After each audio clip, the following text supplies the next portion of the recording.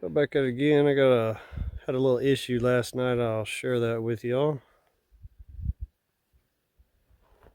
So right here at my barbecue pit,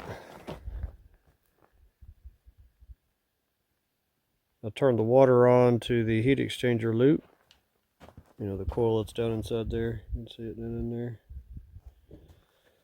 And water came up out of the ground. So I thought a rat had gotten, tunneled underground and chewed on it, because they do sometimes. But it wasn't that. This was the piece that was in there. You see it's got a pretty rough looking section right there, and then it blew apart right there.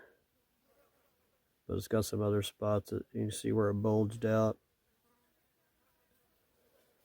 So I'm thinking what happened, I should have went further distance away from it with the copper.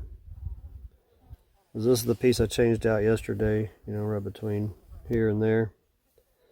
The other side is actually the return coming back from the coils, so that should be the hotter side.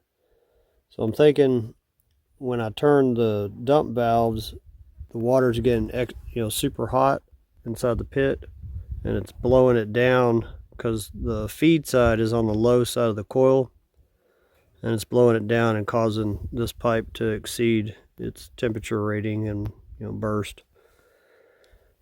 So I decided, I can't take the copper all the way in because there's a sleeve that goes up under the building, and you're not going to get copper through there.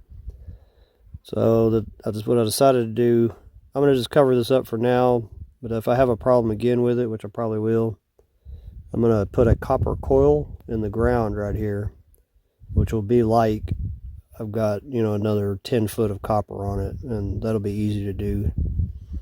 So anyway, that's all I had. Besides, I also figured out how to put this PEX together without an expansion tool. Bends, I didn't have it with me. As you can see, it looks made up like it should be. So if you heat this up with a torch, gently, without burning it, it will turn completely clear. And then you just put on a glove and you can push the fittings together. That was something that I had never tried before, and out of necessity, figured I'd give it a go, and it worked quite well. So I'm just going to cover that hole up and call it quits on that. See you on the next one.